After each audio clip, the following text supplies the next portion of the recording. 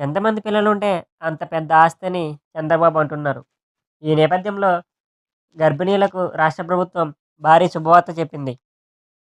CM Chandrababu సర్కార్ మరో కీలక నిర్ణయం తీసుకుంది. గర్భిణీ మహిళల కోసం జననీ మిత్ర పేరుతో ప్రత్యేక యాప్‌ను రూపొందిస్తుంది. ఈ యాప్‌ను మొదటగా అనంతపురం జిల్లా కూడేరు మండలంలో ప్రారంభించారు.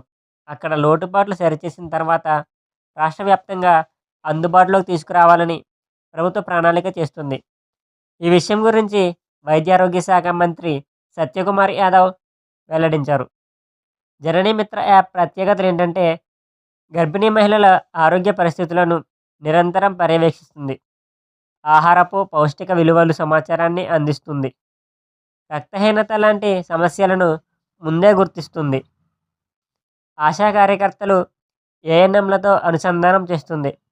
మందులు, వైద్య పరీక్షలు, ప్రభుత్వ ప్రయోజనాల వివరాలు ట్రాక్ చేయగలదు. ఏఐ ఆధారంగా ఈ యాప్ పనిచేస్తుంది. ఆర్టిఫిషియల్ ఇంటెలిజెన్స్ ఆధారంగా పనిచేసే ఈ యాప్ గర్భిణులు ఆహారం నుంచి మందుల వరకు ప్రతి అంశాన్ని పర్యవేక్షిస్తుంది. అలాగే ఆరోగ్యం కోసం అవసరమైన శిక్షణ, అంచనాలను ముందుగానే అందిస్తుంది.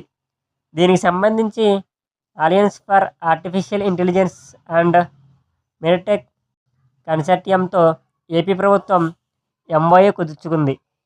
సిగ్నల్ సమస్యలున్న ప్రాంతంలో కూడా ఈ యాప్ను సులభంగా ఉపయోగించుకునేలా ఒక క్లిక్తో పనిచేయగల విధంగా రూపొందించారు.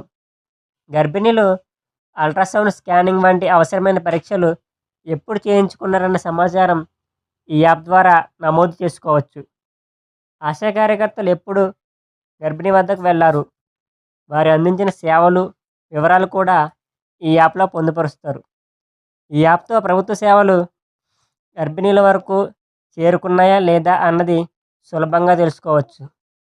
వైద్యారోగ్య సేవలను మరింత సమర్థవంతంగా పర్యవేక్షించేందుకు ఇది ఉపయోగపడుతుంది. ముఖ్యంగా గ్రామీణ ప్రాంత గర్భిణీలకు ఇది అమూల్యమైన సహాయంగా నిలుస్తుంది. మీకు ఈ వీడియో నచ్చినట్లయితే లైక్ చేసి మన ఛానల్ని ఇప్పుడే సబ్స్క్రైబ్ చేసుకోండి.